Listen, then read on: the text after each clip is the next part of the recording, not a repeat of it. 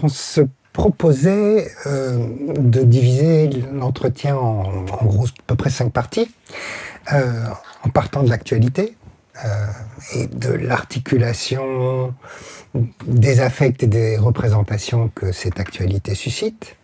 Puis après ça, de te poser des questions sur l'agencement du personnel et du politique dans ton travail et dans ta vie, d'une certaine façon. Puis aussi passer après sur tes réflexions qui me semblent passionnantes sur l'histoire et la structure du régime iranien depuis 1979. Ensuite, en particulier à partir de ton dernier livre, Résistance affective, la manière dont tu internationalises les questions que tu poses. Et puis, la théorie, ou en tout cas la perspective féministe que tu en tires et que tu développes. Donc ça, c'est le schéma général. Et donc l'idée, c'est de partir de cette actualité particulièrement pénible et complexe dans laquelle on est, et plus exactement de sa représentation politico-médiatique.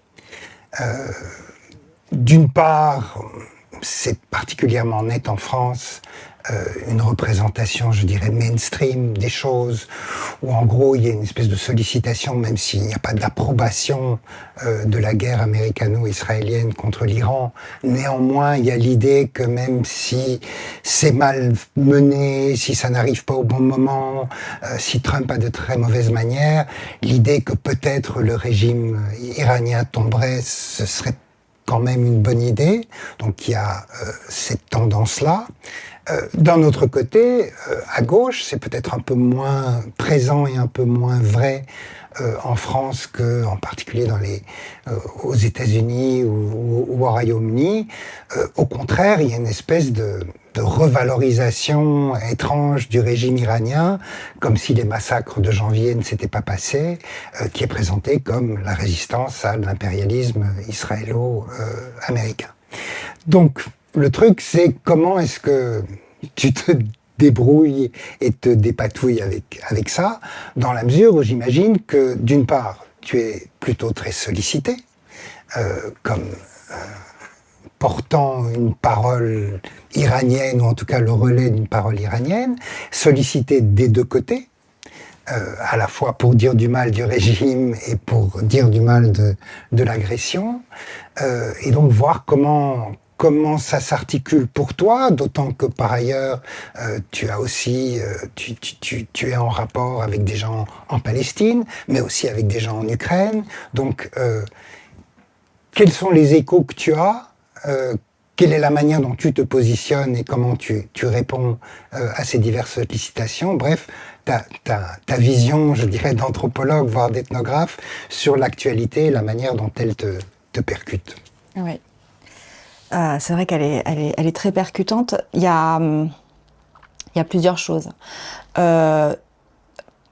C'est très compliqué, je trouve, de parler, et à un moment, ça devient si compliqué de parler dans le format médiatique qui est celui du traitement de l'actualité, que dans le contexte, dans la situation actuelle, la seule chose qui moi m'est faisable, c'est justement de ne pas rentrer dans ce jeu de parole publique, d'expertise, justement parce que c'est une expertise qui est demandée dans une situation extrêmement pipée à plusieurs niveaux, ce qui me fait me taire. C'est plusieurs choses, mais notamment c'est que je trouve qu'on est dans une séquence où il n'est plus possible de vraiment voir où se situe la souveraineté. Et il n'y a pas de souveraineté populaire qui est en exercice. Et notamment au niveau des protagonistes de la guerre actuelle, mais même au sein des sociétés européennes, enfin, je veux dire, cette Union européenne qui bouge, qui ne bouge pas. Il y a certains pays, et puis il y a l'Union, et puis il y a ces opinions publiques, il y a les chaînes d'information. On est dans des couches qui sont compliquées, qui se reconfigurent. Et pour revenir à la séquence régionale, les États-Unis, donc on a et Israël, on a Et encore, Israël, c'est, je trouve, le plus lisible actuellement. Mais les États-Unis, on a un président qui a vidé la parole présidentielle de toute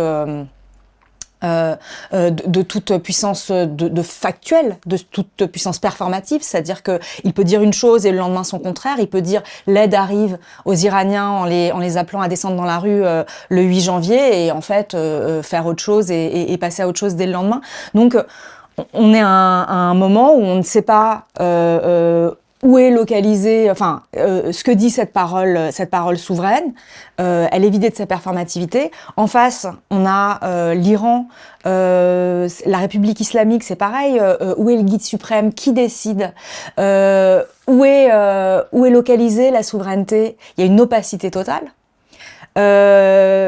Au Liban, c'est la même chose. Là, les négociations ont lieu entre l'État libanais et l'État israélien. Où est le Hezbollah? Et donc, en fait, je trouve qu'on est dans une séquence où, d'une part, les peuples, il y a plus aucun rapport, rapport de souveraineté entre les peuples qui vivent dans cette région et les États qui sont les protagonistes de la guerre.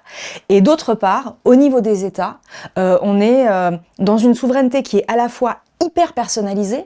Donc c'est du Trump, Netanyahou, et alors au niveau de l'Iran, on ne sait pas trop, le guide suprême, peut-être pas.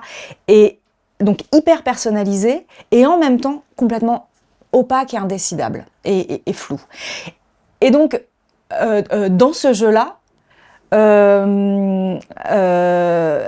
si on revient à la question du parésiaste ou de dire la vérité, dire la vérité à un pouvoir, à qui est-ce qu'on adresse un propos?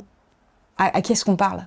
Et donc, si la souveraineté est indécidable, mais je trouve qu'en fait, cet exercice collectif, qui peut parfois être médiatique, de produire une pensée collective, d'essayer de discerner quelque chose qui serait de l'ordre d'une vérité, de ce qui se passe, etc., est adressé à qui? Ça devient complètement voilà. Et donc c'est dans cette suspension-là que moi je n'arrive pas à parler, sachant par ailleurs que la violence de la destruction, la puissance de cette destruction qui est, c'est extrêmement sidérant. Et il y a un épuisement aussi qui s'ajoute à cela, parce que ça fait, je veux dire, cette séquence vient dans une multitude d'autres séquences. Donc la guerre actuelle arrive après les massacres de janvier, qui eux-mêmes arrivent après la guerre de 12 jours. Donc, juste pour parler de l'Iran, hein, mais sans parler du Liban, sans parler du fait que là, aujourd'hui, à Gaza, on a à nouveau des amis qui nous écrivent et qui disent les bombardements ont repris, voilà, le Hamas refuse de se désarmer, l'armée israélienne frappe encore plus fort. Donc en fait, il y a cet épuisement, cette sidération qui font que, pour autant qu'il me semble que les affects et les émotions sont des outils qui nous permettent de penser, qui nous empêchent pas forcément de penser, mais ça c'est quand on a une méthode. Et justement, cette méthode, aujourd'hui, me fait dire que sous le coup de la sidération, de la violence de la destruction, et surtout de la contradiction de ce qui se passe, où il n'y a aucune place pour les peuples, ça devient très très difficile de pouvoir articuler une pensée, et en plus la dire dans quel espace et l'adresser à qui. Ce que j'entends dans ce que tu dis, c'est qu'au fond on est dans je dirais une troisième phase de l'après-guerre froide. La première phase était la phase où, quels que soient les crimes commis par les gouvernements ici et là, ils se justifiaient, où ils cherchaient une légitimité dans une espèce d'ordre international, l'internationalisme libéral qui avait en principe gagné en gagnant la guerre froide. Ça, c'est une première phase. Une deuxième phase qui s'est développée petit à petit, mais dont le trumpisme est un grand moment, même s'il a été précédé par le poutinisme, le modisme, etc., c'est le cynisme. C'est-à-dire, on abandonne plus ou moins toute référence à un droit international, mais il n'y a plus que des agendas de rivalité de puissance. Bien. Mais là, ce que tu sembles dire, c'est qu'on entre dans une troisième phase où même ça, c'est pas clair. C'est-à-dire, certes, ils sont cyniques, mais on ne voit pas où leur cynisme va, à l'exception, comme tu le disais, des Israéliens, où là, eux sont fermement dans la deuxième phase, leur cynisme est clair, et ils ont des buts de guerre qui sont à peu près, qui peuvent être signifiés. Mais aussi bien du côté de l'Iran que du côté des États-Unis, on ne voit pas. Et donc, effectivement, ça rend toute possibilité non seulement d'expertise, mais même de positionnement extrêmement difficile. Ceci dit, tu ne t'adresses pas, il n'y a pas seulement dans ton travail, il n'y a pas seulement l'opinion publique à laquelle tu devrais t'adresser d'une part, et les gouvernements à qui tu devrais participer à la parésia d'autre part, face à qui tu devrais participer à la parésia d'autre part, mais il y a aussi les voix que tu entends. Puisque tu es en contact avec des gens en Iran, tu es en contact avec des gens à Gaza, tu es en contact même avec des gens en Ukraine. Donc, qu'est-ce que tu entends? Alors là, on se réadresse à l'anthropologue. Quelles sont les voix que tu entends, les discours que tu entends du côté du peuple, de la société civile, en tout cas des gens avec lesquels tu es en contact, dans les différents contextes?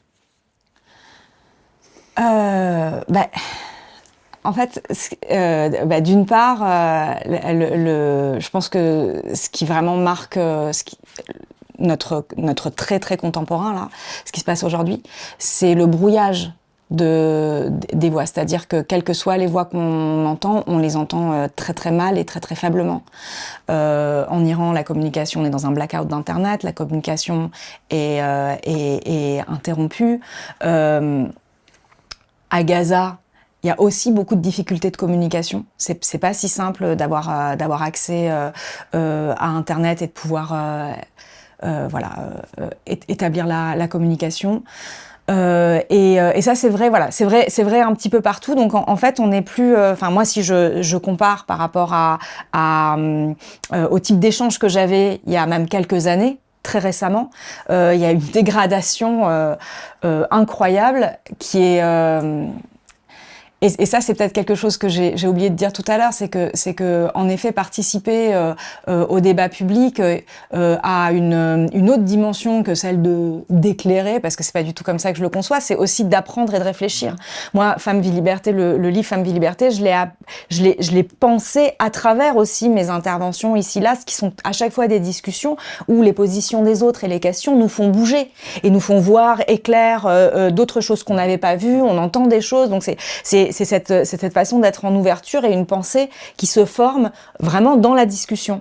Et donc par rapport à cette dimension-là, de toujours penser à travers l'échange et en discussion, on a l'impression, on prend pour acquis la question du progrès technologique et le fait qu'on va avoir toujours de meilleurs moyens de communiquer, d'être en contact, etc. Et c'est pas vrai.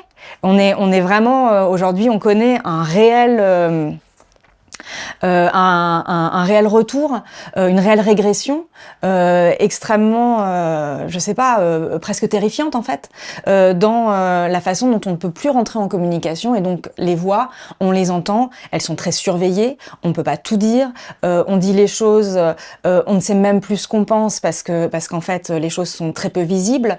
Et c'est vrai que quand on a des proches en Iran qui nous appellent en dépensant 10 € pour avoir 16 minutes d'appel vers l'Europe, de téléphone à téléphone, on a un numéro qui s'affiche qui vient de la Slovaquie, donc on sait que c'est des proches iraniens, ils peuvent presque rien dire parce que c'est extrêmement surveillé. Donc en fait, ils payent leur abonnement internet qui est coupé, du coup ils reçoivent pas non plus les alarmes et il n'y a pas d'abri pour se mettre à l'abri au moment des bombardements.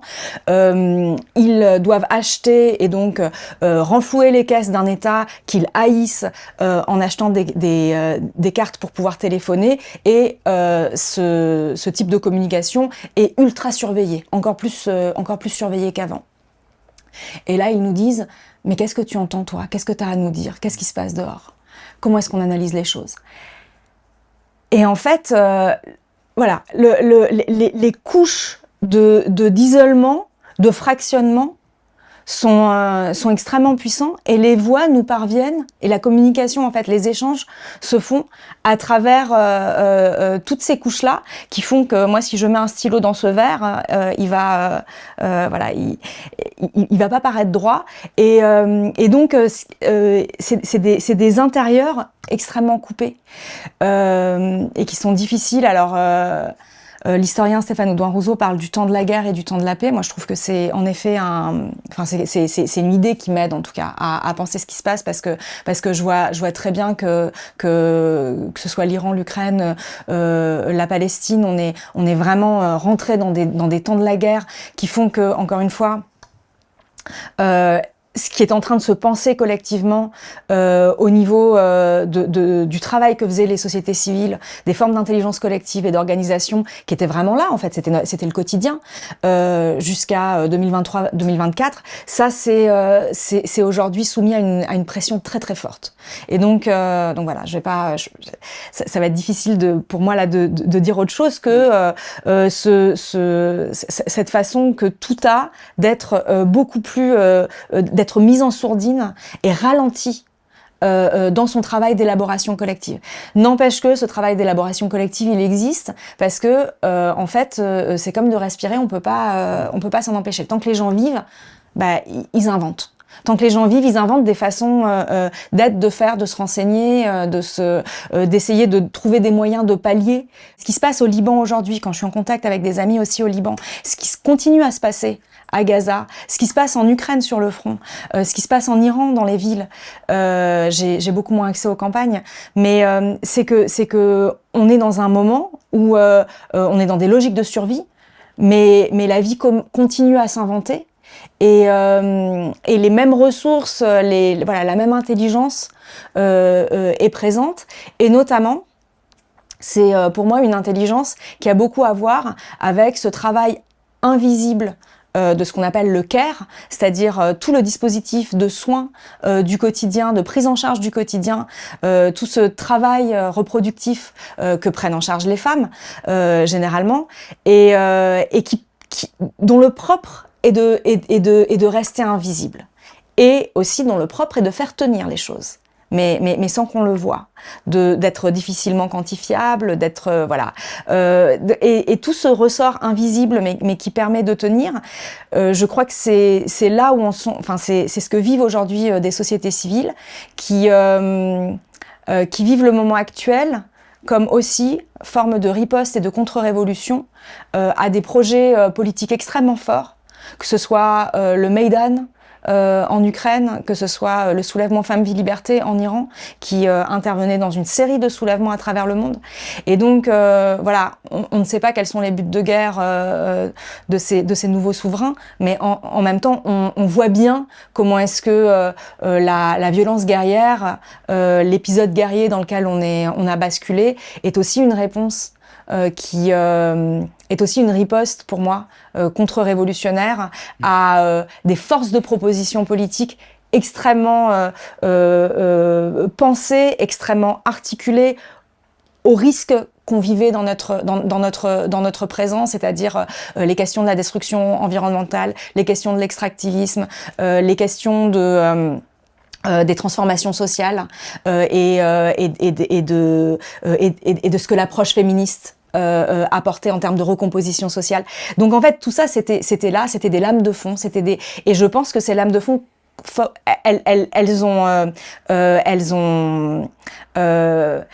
ne sont pas sans lien avec la riposte qui leur a répondu. C'est comme ça que je lis les choses, mais elles continuent, ces forces-là continuent à irriguer les réponses à minima de survie des sociétés qui aujourd'hui notamment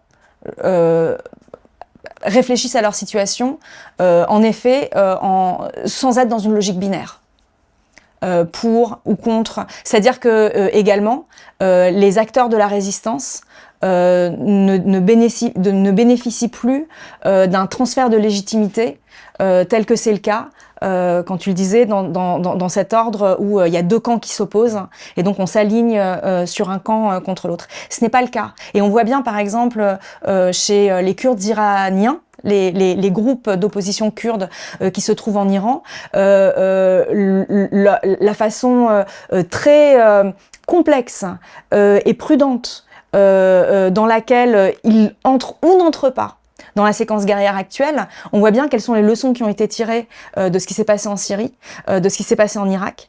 Et donc, on est face à des formes de non-binarité incorporée qui sont aussi intéressantes. Voilà. Et donc, c'est des silences qui, pour moi, sont parlants. Ça ne nous permet pas de construire un discours, mais ça permet de voir comment est-ce que le rythme de la vie, les logiques de vie peuvent devenir des formes de stratégie.